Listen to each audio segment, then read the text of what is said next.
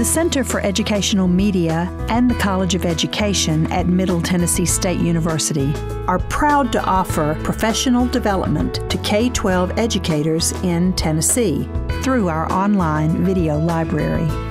These videos are aligned with standards set by the Tennessee Department of Education.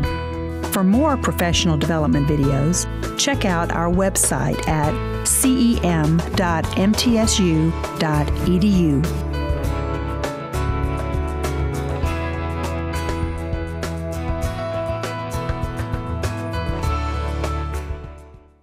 If you are not on Twitter, don't feel obligated, but when I'm done with my session, you may understand why Twitter is a good place, but I'm also going to talk about some other places for professional collaboration. First of all, those of you that are in Rutherford County know Jonna. Jonna got me to join Twitter about 5 years ago, and Dr. Pariso, those of you that know her. And I didn't really use it very much or very often until last summer. And last summer, I found ELL Chat Book Club, which I'm going to talk about at the end, and that is why I have become so active on Twitter, okay? And how it has really transformed me as an educator. I don't use it in my classroom. Let me just say that right up front. I don't use it in my classroom. If a student just finds me on Twitter and wants to follow me, that's fine. They're just going to find a lot of stuff about English learner instruction, and usually they probably are going to get really bored. I don't block students from following me because I don't post anything that's unprofessional. I mean, it's a professional network for me. Yes. Okay. So just to be clear, and you know, Twitter's been around, but it's only so much that I can use. Mm-hmm. Is this supposed to be similar where you just post messages like you do like on Facebook and stuff? Yes, exactly. Okay. So why have a Facebook and a Twitter? Is Twitter supposed to be like more professional? Well, it depends on how you want to use it.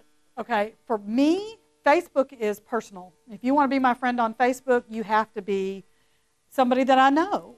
On Twitter, I have almost 1,800 followers, and a lot of these are people that I don't know that are out there in the So anybody world. can just... Anybody can follow you on Twitter. And you can't deny their following? You could. You can make it locked, but I don't because that's not my purpose of Twitter. My purpose of Twitter is to help educators improve their craft for teaching English learners. And if I lock myself and people have to be approved, then that defeats my purpose of being on Twitter. I don't post. I do post that I'm a runner and I'm a grandma, but I don't post personal pictures of myself. I don't post pictures of my family. I don't use Twitter for anything other than professional comments. And I retweet, if you're in our district, I'll retweet information that I think is relevant in general because I want to promote our district, and B, there are students that do follow me on Twitter, and so sometimes I feel like I might be their only source of information. But mine is not set up to communicate with my parents. Mine is not set up to communicate classroom ideas with my students. That's not my purpose of my Twitter. Is anybody in here the sole person in their district? They're the only person. And this is why you might consider looking at Twitter. Andrea is a lurker. You know Andrea Bontempi? She's my lurker. She never tweets, but I know she reads my comments because she knows how to like them. And she told me one time, she goes, I don't really know how to tweet, but I enjoy following you on Twitter, she said, and I gain information. So if you're a sole person on Twitter, or the sole person in your district, or you're one of only a few, or even if you're the only person at your school and you have a large district, you may find yourself isolated. And so Twitter can be a way for you to connect with other professionals. So it's called Collaboration in the Digital Age, and I think there was a longer title, but I didn't want to put that on my slide. Basically, the goal of this is to teach you about professional learning networks, how Twitter can help you, and then there are some others out there that I will share with you that you don't have to be on Twitter. And it really is also about professional development and what you can do with professional development. So my first activity is why. So here's what I want you to do. I want you to tell your table what are some ways that you collaborate and participate in professional development, whether face-to-face or in a group? So, if y'all want to come over here and join one of these two tables, there's 3 people at this table and there's 4 people at this table. We don't have to stick to 4. We can move chairs. It is allowed. I'm going on down. Okay. She's okay. I'm good.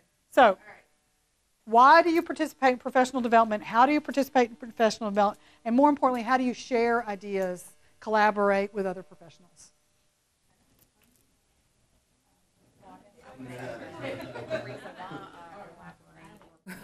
To a PD, because internet, I'm thinking about anything else like the being able to get my pace and networking with people who. So here is your assignment now. These are statements. I have a small group of people that I really connect with well on Twitter. And I put this question out on Twitter, why do you use Twitter? And these were the responses I got for the most part. And then there's a couple on there that I picked from somebody else, but I let people know. So I do have a right to share these. So your objective is to read this and find some and highlight some reasons why people use Twitter. And Andrea, you are fascinating me. I'm listening to your conversation because what I'm talking about and the way I use Twitter is perfect for you if I can get you to come on board, okay? But if not, I am not pressuring anybody.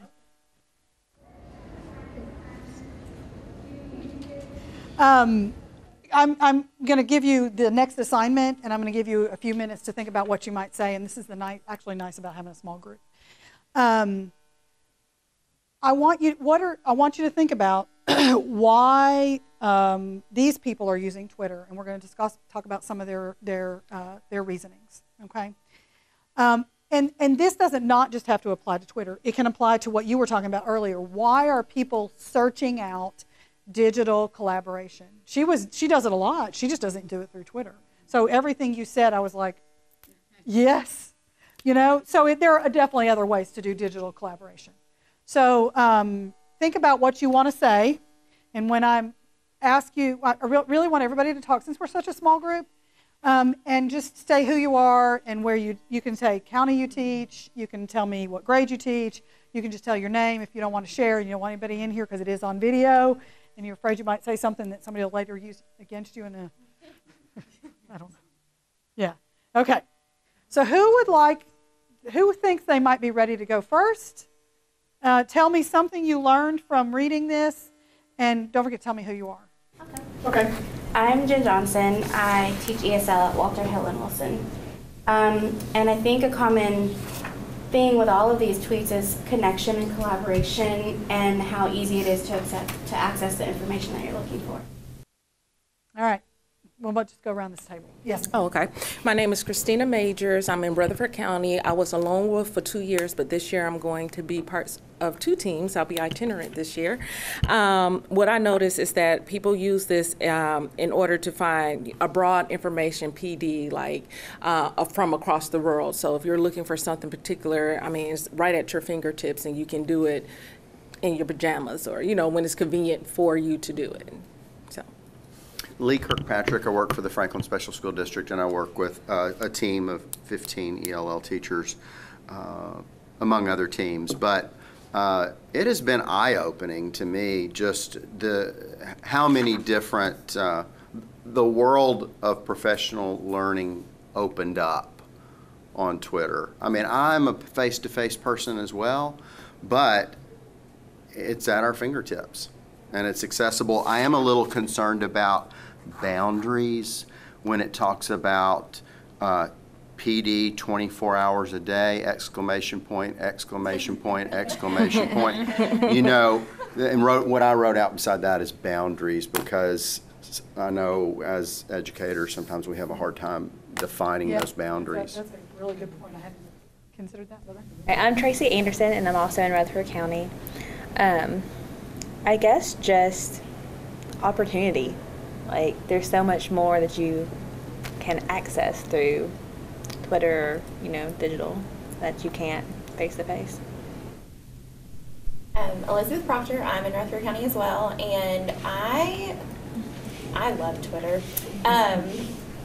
But last year, I was in Metro Nashville before I came to Rutherford County, and a guy named Jared Amato was starting his, I don't know if you guys know Project Lit in Nashville. It's this huge movement, and his, like a lot of his following came through Twitter, and so kind of that led into, book studies and things like that. I'm actually in grad school right now getting my library degree, and so that's kind of my bread and butter, and there's just so much opportunity there, and I think sometimes as EL teachers we're a little bit isolated in our professional development.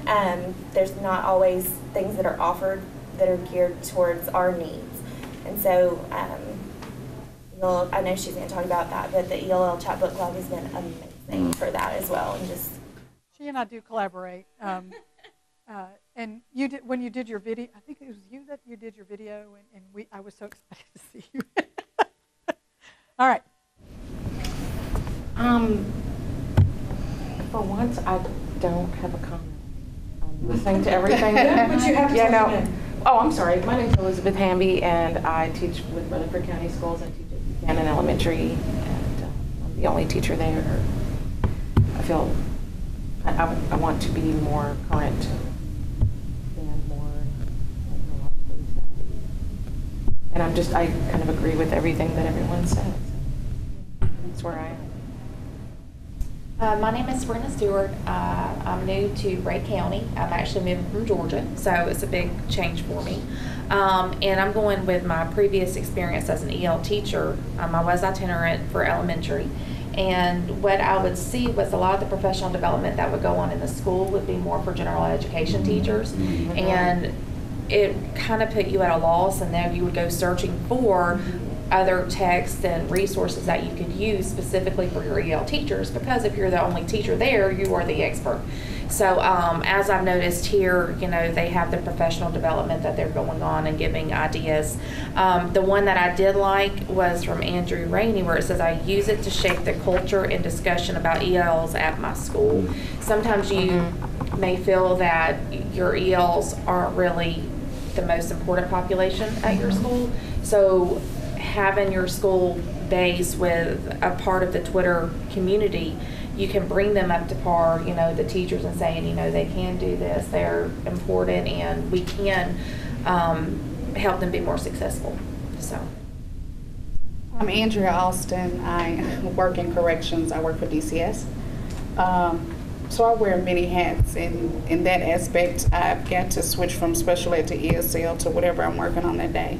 But I like the fact that Justin said fellow teacher nerds, because I feel like that is what I am, because I've got to soak up everything, because I am the lone wolf. No matter, there won't be anybody else. So I've got to get it and reproduce it and give it to the teachers. So. I'm Ashley Toombs. I'm with Rutherford County Schools, and I use Twitter, but I've never used it for professional learning. And reading these kind of was like, wow, I should really do this, because I use it for more of my news and current events and pop culture and brain candy kind of stuff, like at us, and so I'm like, well, maybe I need to start adding some of this stuff into my Twitter. So. Well, first of all, we're going to talk about who a little bit later on to follow, but you all have a good list of people that if you want to follow, these are some great people to follow. You're EJ. Are you EJ? Yes. Okay. Yeah. So EJ and I follow a lot of this. She was commented when I found Project Lit. We have a lot of the same people that we follow. So if you want to find some good followers, just follow her and I, and you'll see lots of great choices out there. Okay. So we talked about a lot of this. Global connection and collaboration. And when I mean global, Justin and I have just recently become collaborators on Twitter. I highly recommend you follow him. This is where the 24-hour is important. Justin is probably in bed right now. He and I collaborate either at 10 o'clock at night if we're both on at the same time, or like in the early morning hours. Otherwise, I'll post something 10 hours later. When he gets on, he might read it and comment. But I don't expect a comment on Twitter. I don't expect anybody to comment right away. You know what I'm saying? Who knows what they're doing when even a 2-hour difference can create differences in when people can get on. That's the nice thing about Twitter. I've learned so much from other people. I have a doctorate. I graduated in 2015. I've taught ESL for many years, but I never felt, and I'm going to cry because I talk about this every time, I never felt valued until I got on Twitter and people said, you have something to say. And I've presented at Tennyson. I'm obviously the president in Tennyson. I'm very active in Tennyson. That is another collaboration and professional learning network that has been my lifeline for 18 years. But there was something about being on Twitter where I felt valued. I cannot even begin to say. So when I say share your knowledge, you have knowledge that we couldn't even begin to understand. That if you were part of our discussion on Twitter, you could there's probably people out there that need to hear what you have to say. That's why what we have, and I'm going to quote this a little bit later on in the room, but one of my favorite people to follow on Twitter is Carol Salva. The smartest person in the room is the room. It's not me. It's not Elizabeth or Christina or Christine. We are smart together, and we are only as smart as we are together.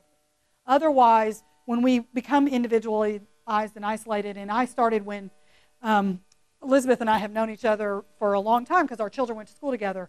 I was the lone middle school ESL teacher that was at one school in Rutherford County. I was number 16. I was hired in 2000. I was teacher number 16. At that point in time, I was at Smyrna Middle, and then there was somebody else at Central Middle, but we never, ever collaborated. Before email, I can't tell you how alone I felt.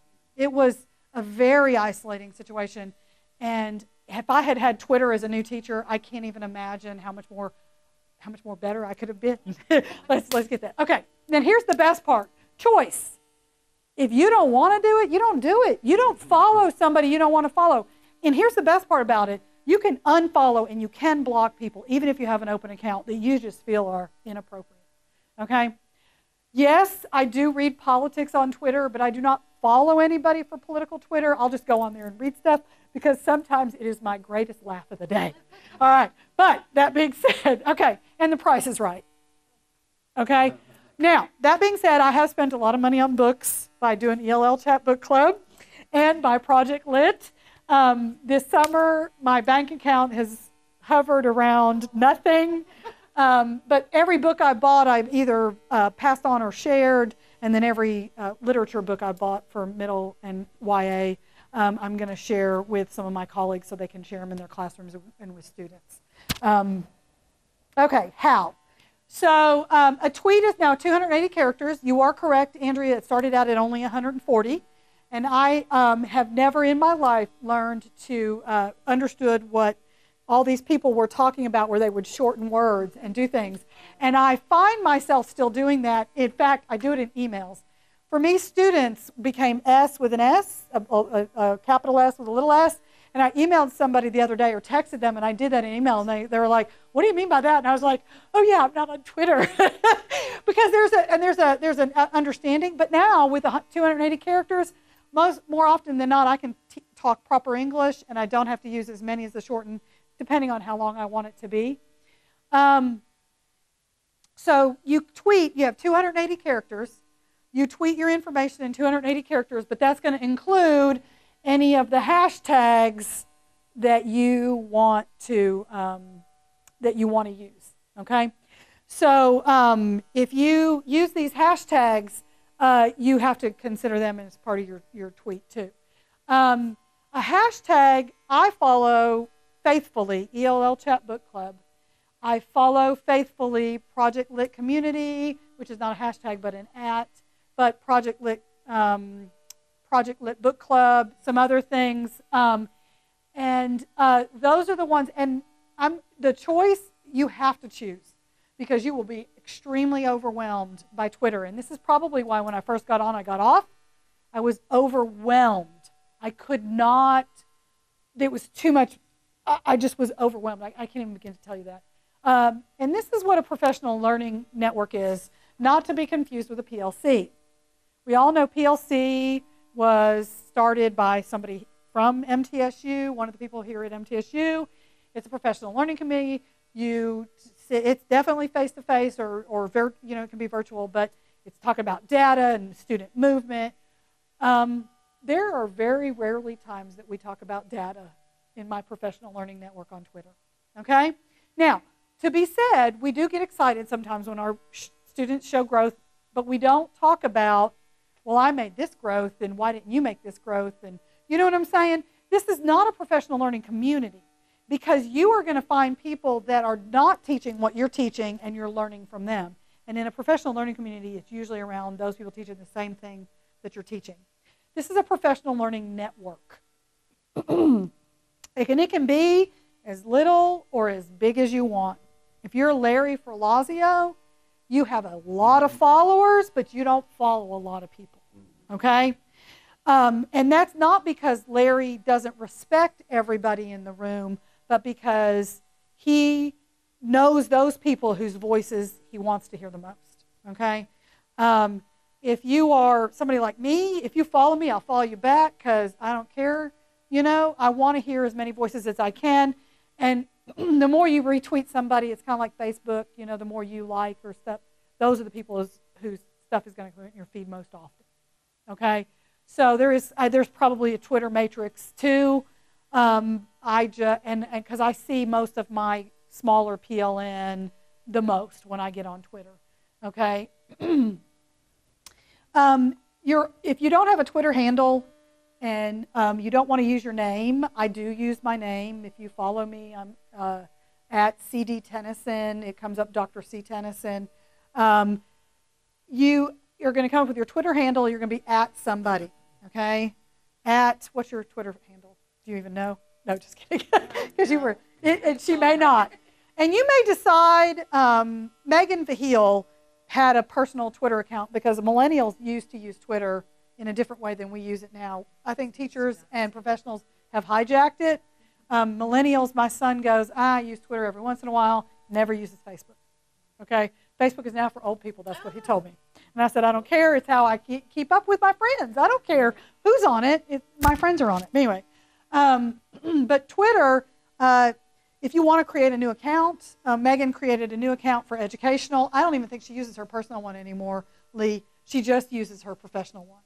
Do you know what I'm saying? Because, you know, I don't know how much you use Twitter personally. I do follow you on Twitter, and you had some awesome pictures of, you know. Zion National Park. So that's my problem is, you know, I use it for professional networking, but also I also do it for... I bet you're not sharing anything personal, though, that's so personal that you...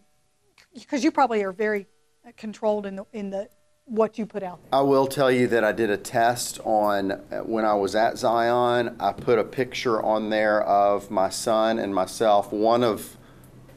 I bet I haven't done it that many times ever on Twitter, but I got so many more likes as opposed to just doing nature photography or shots of whatever. When I put a picture of Braden and myself on there, boom, boom, boom, boom, boom, boom. All of my friends were liking it. So I think there's something to the person making it personal. Yes. You know, because otherwise, I don't know, people are just not as drawn. People don't want to listen to your voice on Twitter if they don't know who you are either.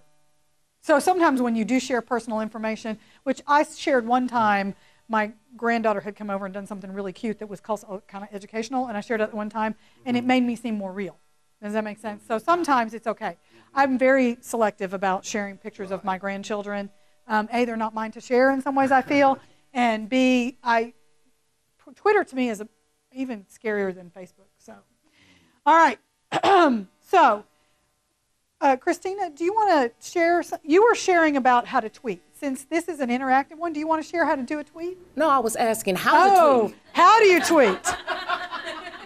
Or asking how to add someone on tweet. Like, how do you find whatever you're looking for? Let's go to my Twitter. And so these are my bottom buttons. This is my home button, my search button, like my likes. This is, you can message me individually if you ever wanted to.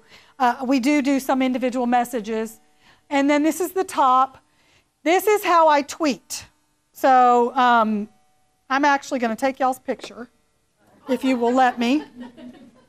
I'm going to hit this little button right here, okay? So then I have this blank slate. It has my pictures down here that I can choose from. I'm going to choose this picture, okay? I probably will, Lee, because there's people in the picture get more likes than if it was just a tweet. I do think there is something about pictures, okay? So I'm actually going to tweet this out, and I'm going to tag at EJ, okay? Yes, that's you, right? Okay. And so that she's going to get this, and it's going to come up on her Twitter. I'm also going to tag with a hashtag my buddies on the ELL Chat Book Club, okay? Because we share a lot of our PDs all the time. And I'm going to say ELL Chat underscore. And it comes up as a choice because I tweet them a lot. And so I'm going to say hello from Murfreesboro, Tennessee. Is that all right with y'all? Okay. And then EJ's going to like it. No, I'm kidding. Hello from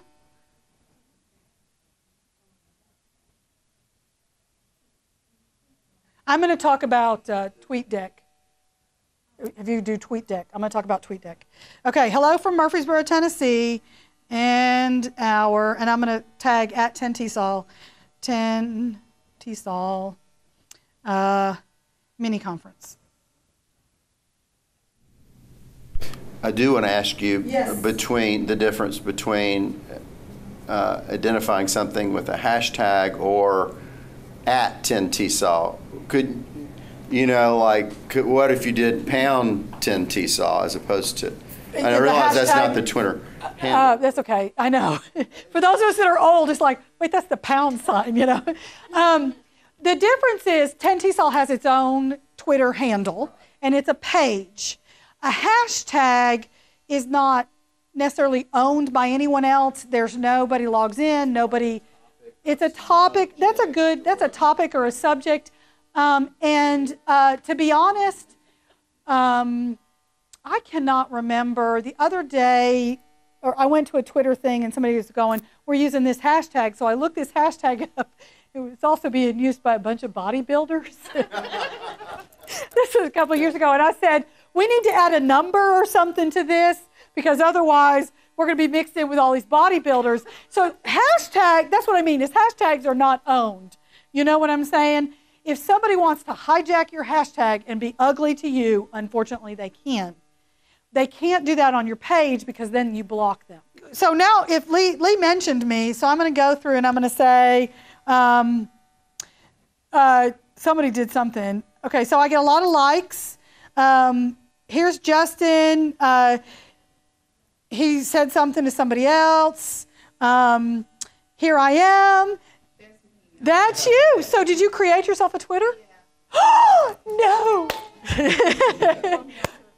So, no, that's okay. And you've got me. This is me with my mouth open and my hands together. That is so, no, that's me. Elizabeth has known me a long time, and she can tell you I'm a hand talker. So that's perfect. I can't see those little letters. N Austin, NALSTON. What? ANNAN. Is it Nancy? E. Well, okay. And so EJ and some others liked the tweet that I put out. Lee did a nice tweet toward me, so I sincerely appreciate that.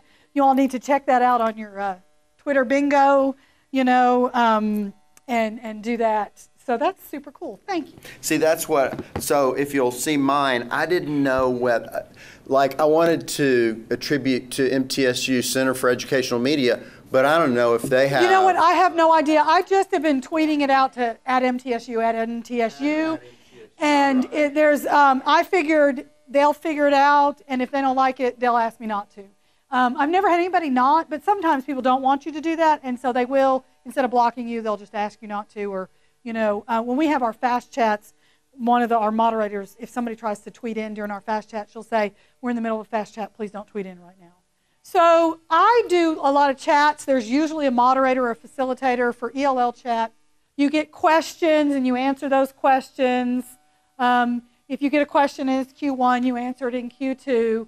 You make sure you add the hashtag or you won't be seen by those following the chat. It's an interesting thing. It took me a while to learn. If Andrea, I'm going to call her a lurker again, and she's called herself that before, and that's not a bad thing. She doesn't want to participate, but she does retweet my tweets that she finds are relevant. And if you are in a professional community like I am in Rutherford County, my technology person is required to follow me because I am a professional, and you will find it's a requirement. The technology person in the school is required to know all the Twitter handles because, and even if mine was personal, she would need to.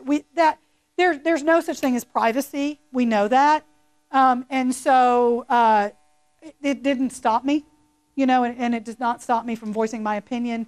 And there's a lot of stuff going on with refugees, and because that is at my heart, there's a lot of things that I do retweet.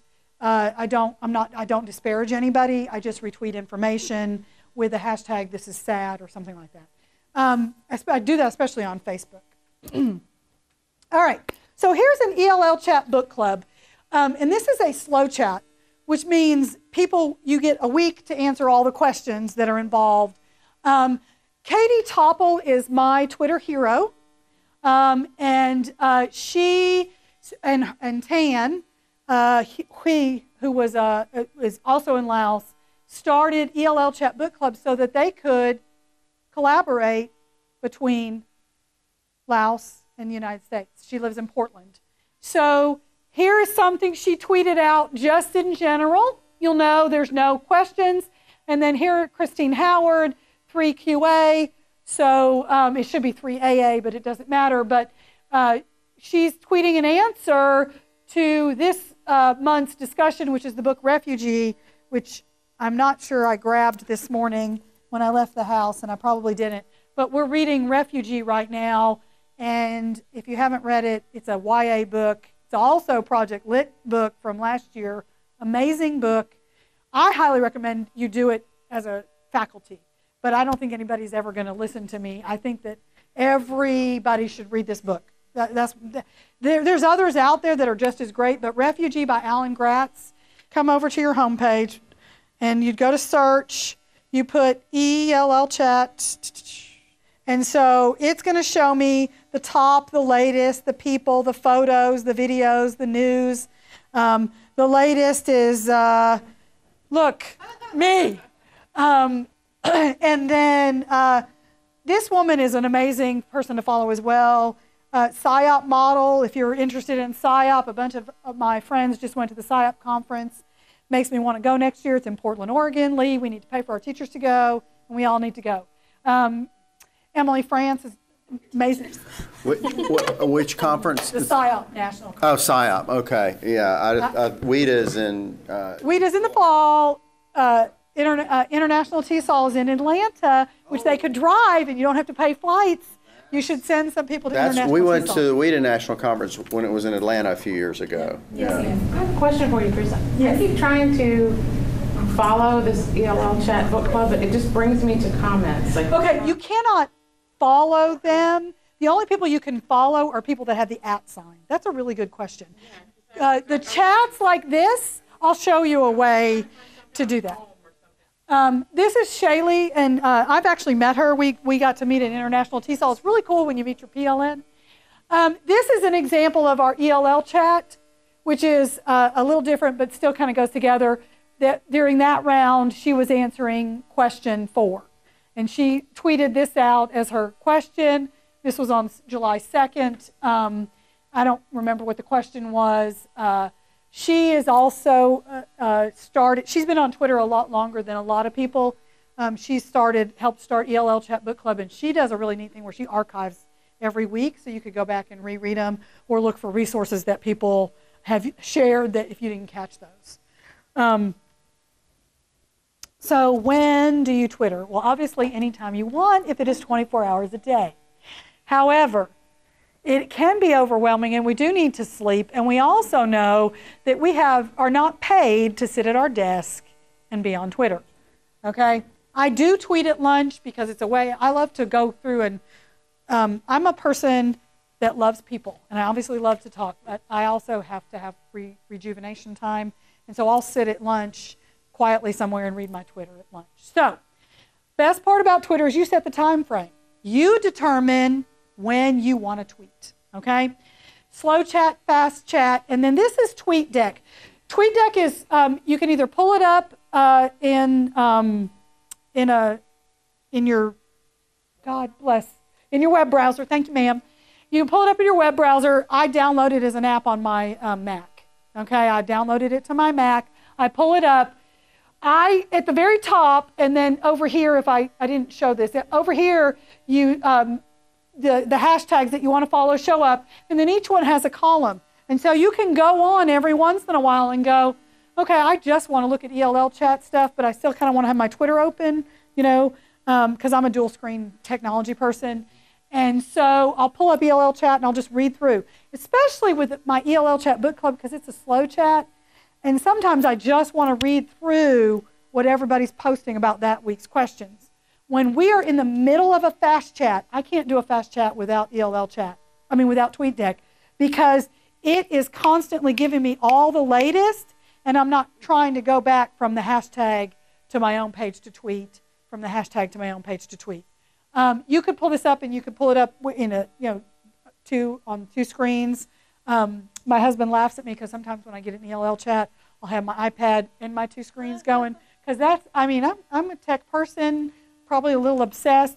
I am not a millennial, but I've used it for professional reasons more than anything else. Love TweetDeck. Yes, ma'am. So can we do this at school? Could you do this at school? Like, can you pull it up at school? It's not blocked. Because Twitter, you are allowed to create a Twitter for your classroom. Okay? All right, because I always get conflicting messages. I go to, we go in the, August 1st or whatever, and it's like, no personal, don't ever even check your personal email, stay. I don't check Twitter on my computer at school. I check it on my phone or my iPad. I check it on my own personal device. And 99 times out of 100, I check it on my own personal network. Like, I don't use the school network. They can check whatever I do, and that is their business, that is their property. I guess I just get confused because we kind of, I'll come to a PD and it's like, oh, so technically set up an account for this, and then I get to school and it's like, don't do anything like that at school. What do you want me to do? I think it's like different district initiatives, like we developed a whole set of user policies that had to do with social media. Most districts have. So you shouldn't be excluded or precluded from it, but I guess some districts might shy away from it. Well, at school, they can actually, when we're not, the only time that is my time at school is my lunch. I am, by law, allowed a half an hour, 30-minute, which we know that never comes out that way, and that is what it is, but that 20 to 25-minute person, that's my personal time. But you know what I'm saying. Yes, I do know what you're saying. Mm-hmm. Here's my thing about social media. Number one, I don't care if it's locked, who you're friends with, it is not private. You lie to yourself if you think it's private. Number two is, this is a free country, and if I want to have my own personal Facebook account and I'm not using it inappropriately, I'm not friends with students, I'm not posting things that are just totally unprofessional, me drinking, I don't post, I think that's unprofessional personally, but that's just my opinion. If I'm not doing something that's unprofessional, then it's a free country and I have a right to use social media as I see fit within professional, and know that anybody could see it. Everything you put online, you have to know that somebody could find it and see it and use it against you in a dismissal procedure. And it's been done. So, I don't let it stop me. I don't know if that, all right, who? These are, by the way, everybody hold your pencil up, write something down. If you go to Dr. Tennyson, no space, no dot, .weebly.com, a couple of articles that I think are relevant toward Twitter are on there, as well as some other things. I am starting a journal/blog, so if you want to go and read my blog and give me feedback, please do. But this is a way for me to keep up with my PD and keep it mine and not belong to anybody else. Yes, ma'am. All right, real quick about another terminology, blog. I've heard it. So a blog is something that you create that It's just an online journal. just like a personal thing. Okay. Yeah. But the people, the most powerful ones for educators that I see are where they share books that they've read or where they share lessons that they've done. Valentina ESL, and I have a list of people you should follow.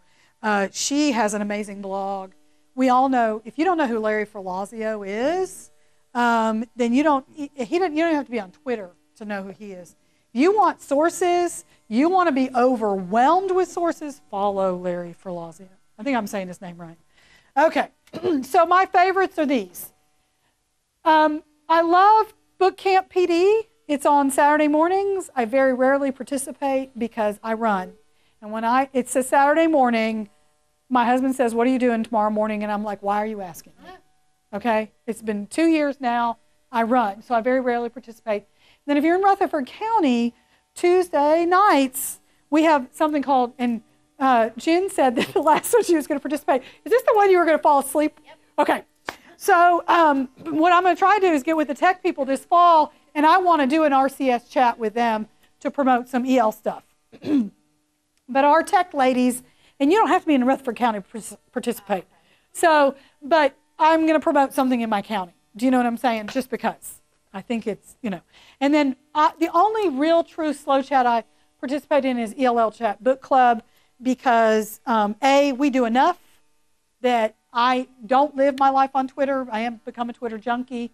There are some other good ones out there, but that's the one that I participate in the most. Okay. Project Lit Chat is usually about what books you're reading. And how many of you, anybody in here teach middle school or high school? You guys all elementary. Project Lit Community, at Project Lit Community and Project Lit Book Chat is a great way for you. If you deal with incarcerated youth, you're going to find books that they want to read. If you've read Monster by Walter Dean Myers, there's a lot of books along that line. Their biggest thing they have right now, I think, is social justice. When you think that's probably anything by Jason Reynolds. In fact, I'll share you some books. Share some books with you. All right, now, this is what caught me, Andrea, because virtual video PD sessions, there are 3 that you can participate at the time that they're going on. Or you can look them up online and you can watch them anytime you want. Now, Virtual 18 just happened. It was June 23rd. I did not participate that day because that's my granddaughter's first birthday weekend. I took them to Lucky Lad Farm. I'm like, I am not even going to pretend that I'm going to participate in this. And I tweeted my ELL chat because it was run by a couple of ELL chat friends. I said, I apologize, but I'm not going to be there during that time. This is what I'm going to be doing. But I went back the next day, later on that evening, the next day, and I watched the videos that I wanted to watch. One of them was by Jane Echevarria. She's amazing. She has a great Twitter presence, the PSYOP lady. And I understand PSYOP better now than I ever did after the training, after participating with her online, because you read a book in isolation, or you go to that 3-day PD session, then you're done. And you walk away. And you have to check WIDA scores to make schedules. Or you have to make ILPs. Or you have to identify 50 new kindergartners that just came into your school, and that 3-day PD session is gone. It's not that you don't care about what you learned, but you're like, how do I implement that? And so what's great about some of these is you can go back and watch the videos again and go, okay, refresh yourself. Or you can Twitter, you can chat with somebody online. We got a whole online discussion going on right now about the power of read-alouds that somebody started. We are tagging ELL Chat and ELL Chat Book Club. Anybody that ever reads that hashtag can come in and join in. You know what I'm saying? You don't have to be friends with them. That's the power of a hashtag, is you have a much greater audience. Hive Summit, I've not done this before, but it's by the, well, first of all, it has him, if you know who this guy is right here. What's his name? Rick Wormley. Amazing middle school person.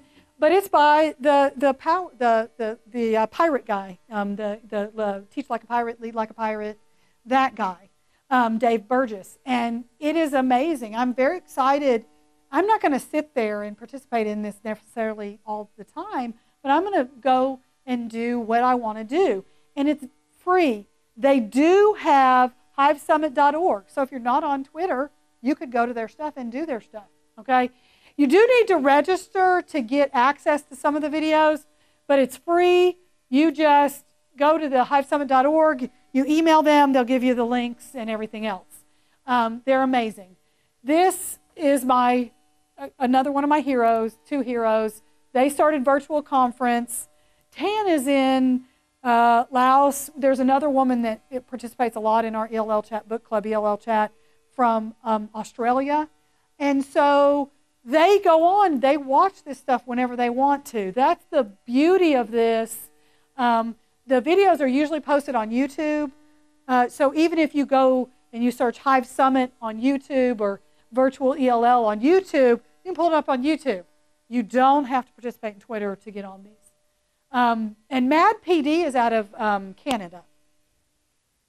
And Mad PD is not virtual video, and I guess I should have put that on. Mad PD is actually podcasts. It's an amazing list of podcasts. Derek Rodinger, or I think is his name, he does a lot with podcasts, and he uses Twitter simply as a way to get his podcasts out. He's more of a podcast fan, but Twitter he uses to get his stuff out. All right, so who to follow? These are all the people that I feel, other than authors that I follow a lot of authors, that I think is worth your time. If you want to start out small and don't want to get overwhelmed with following a bunch of people and want to follow quality people that you are going to learn from, these are the people to follow in the ELL world. Okay? Dave Burgess is another great one. There are so many out there in the education world. I think Derek said there are 180,000 teachers on Twitter. And if you just made, Andrea's just made 180,000 in one. You know? So obviously that is too much. You know what I'm saying? You need to find, and let's say, I keep trying to pull in our Project Lit community people into ELL chat. Nobody ever takes me up on it, but I think I pulled a lot of ELL people into Project Lit chat because it is worth the time. So sometimes you can cross those PLNs. All right, let me talk about, I talked about this. If you go to the webpage, the Dr. Tennyson at drtennyson.weebly.com, I posted a link to this podcast. It is well worth your time. It's a 53-minute podcast. The first 25 minutes are talking about the power of podcasts. I'm now going to start listening to podcasts because I was not a podcast fan before. But if you really just want to talk about, I'm sorry, if you really just want to talk about, my mouth is dry and they won't let me bring, look, there's my drink. It's sitting on the table. They won't let you drink and eat in here. So, but if you really want to just talk about Twitter, go to about 23 minutes in. It's about Twitter. I personally recommend that you listen to the whole thing while you're cleaning house, while you're driving in your car. I cannot just listen to a podcast to listen to a podcast. I have started listening to them while I run, okay? Because if I run by myself, I can't listen to what's in my brain or I'll stop running. I have to have something else to do. But podcasts are great, and just so that you know, I also listen to books on tape while I drive. Audiobooks. Nobody says books on tape anymore. Another age thing, okay? All right, smartest person in the room is the room. I learned a lot. She already collaborated in multiple ways online without Twitter ever. So I could probably learn a ton from her. And I don't know, what time does our session end? In like 8 minutes. So I'm going to go through a couple of things real quick. But we can start an online discussion, and she can share with me now. The room just got larger, okay? And it's not a physical room. Twitter is the world room of all the people on Twitter that you follow and learn from. Okay, book discussions. Books are mirrors, windows, sliding glass doors, stepping stones, overcoats, anchors, all these things. Those are who they should be for our students. They should be for us. So here's somebody that I follow on Twitter that has nothing to do with ESL. She's just amazing and powerful. She was at the Haiti Tech Summit. She said, while it's great to reach out and create as many strong networks as possible to be successful entrepreneur/teacher, at some point you've got to build your own capacity. So it's great if you're out there on Twitter, but what are you going to do with that information? And how are you going to use that to build your capacity as a teacher? I'm going to tell you or show you all but like a couple of, these are all the professional development books I have done since July of last year. The first one being this one. Am I missing? Nope. And this one is the one we're about to do on ELL Chat Book Club. This is an amazing book. I've already read it. This is the one that is probably my favorite if you're sharing with general ed teachers. This is actually going to be my text. I teach an undergraduate class. This is my text for my undergraduate language acquisition class. I can bring you to articles about all the theory and stuff that I want to. There's not a better book out there to show scaffolds in a way that general ed teachers can access that's not overwhelming. Does that make sense? And Nona bought 20 copies for the central office. I would love to do an online book chat with us, / it'd probably have to be in person. But now that I work for both of them in a different capacity, I'm going to work on some of us doing some online PD because we can't all meet. I did a PD session for boosting achievement, and I had a good following. I had 20 people come. Okay, but the way they do book stuff now is you don't get credit for reading it. I'm sorry. You know, you only get credit for face-to-face, and that's because people abused it. Okay? Larry Palazzo. Love this book. If I was still in the classroom, this would be my go-to book. And anybody that really would like to look at this and return it to me when we have our session, if you're from Rutherford County. Sorry. But he's got some great beginning of the year activities here that I didn't even find this book till the end of the year because they didn't publish it till April. Just some great stuff to start the year with.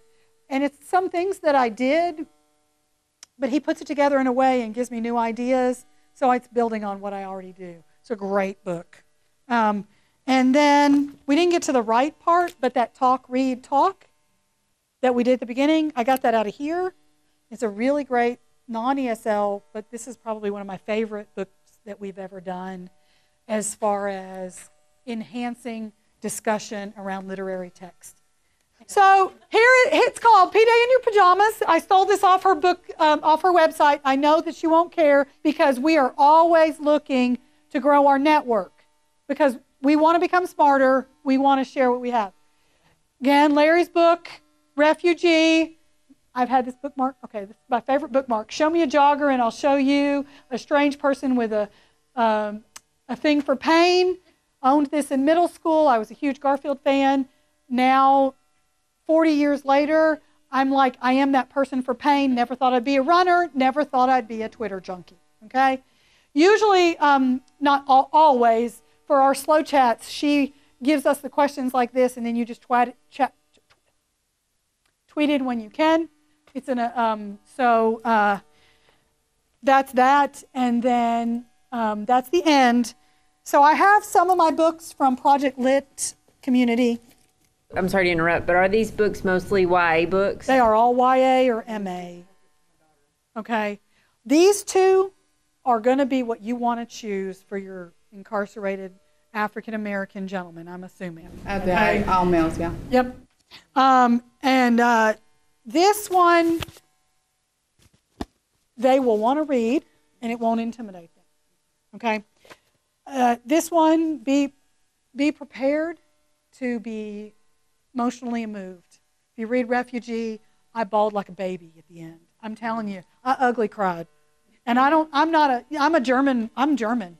We don't cry. We don't show emotion. We don't cry at funerals. Okay? I ugly cried at the end of Refugee, just so that you know. But this book, And not Dear Martin. Was it? Yes, it's Dear Martin. Dear Martin, and this book changed my perspective on youth. This one, Nick Stone is somebody to follow on Twitter, and she's like Nicked or something. I can't remember. She has another book that people have been talking about. Yes. Too. That one and Dear She's got Martin. one that's fixing to come out called Odd One Out. She's got Odd One Out coming out, I think. There's so many. Her and anyway, there's so many. Are you going to put those down in your power book? I'll point the books, or at least take a picture of all of them. And I can. If you did, you end up following me on Twitter? I sure did. And I just tweeted. Well, then I will. If you follow me on Twitter, I'll put there. They have a graphic for all the books for the last 2 years, and I'll share it with both of y'all. Okay. But this one. Because one of the books is becoming a movie that they just put That is All the Hate You Give, and that's not these guys, but that's a great one too. The Hate You Give. And The Hate You Give is also hugely controversial because... We just did a censorship project on it in my graduate class because it's banned the March graphic novel. I haven't read that one yet. Ugly Crying. Are you serious? Did you say it's banned? And not like everywhere, but if you like, you have to look up certain The places. fact that we even ban books in today's society is insane. The Hate You Give. Who's the author? I want to try that one. Angie Thomas. It is on my... Okay, so I had these 2 PD sessions. I haven't read a book, Elizabeth, in a week because I'm doing my project. So I cannot wait till this evening, and that's the book I have next on my list, The Hate You Give. I haven't read it yet. This is, if you teach English learners in your middle school and you teach girls, this is a great empowerment book. I love this book. This one, and there's 2 that I don't have because one I gave one away, which is the Not Your Typical Mexican Daughter. Very powerful book. Another Ugly Cry. And then my newest favorite is Project X. Have you read that? Okay. I gave Megan Vahil, who I'm presenting with this after lunch, I gave it to her. I said, you got to read this. Okay? She's probably, you're going to wish you were Megan because I'm probably going to give her all my books that I buy to put in her classroom library. But she's my bud, and I'm going to share with her. This one nobody gets because Nick signed it for me. So no, this one. She signed, and this is how she signs them. She's personal. People say don't do it personal. But she signed. There's no way in the world anybody's going to. It's not going to leave my office. I went to the summit. Did you go to the summit? You did not, because I would have seen it. It was wonderful, and I felt so humbled. The support that he's gained. If you ever are wondering, like, ways that you can get books for your kids, get books for your classroom, I told Ashley, like, Jared Amato is another one to follow on Twitter. He is unbelievable, and the support that he has gotten for Project Lit, it's moving. Just how do you spell his last name? If you follow Project Lit, COMM, you'll see him in there. That might be an easier one to follow. Jared is got a powerful voice against traditional canon. Why are we still reading the Scarlet Letter? It's not even that the theme isn't. The theme is relevant, absolutely, but why are we pushing that on incarcerated youth or English learners who aren't ready for that when we can be reading far more powerful books that they identify with, and we need to be changed. I know he is amazing. He and Mrs. G. Do you follow Mrs. G? If not, yeah. So I'm going to wrap this up because I'm 3 minutes over, and I apologize because I'm cutting into your lunchtime. But ladies and sir, thank you for being part, and I sincerely appreciate it. And go back.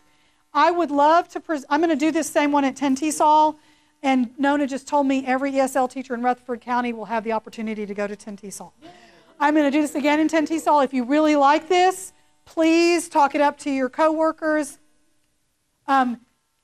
Every teacher that is, she's probably going to... Well, I submitted to present on Larry.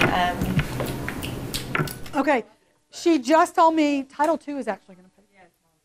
Title II is going to pay for it.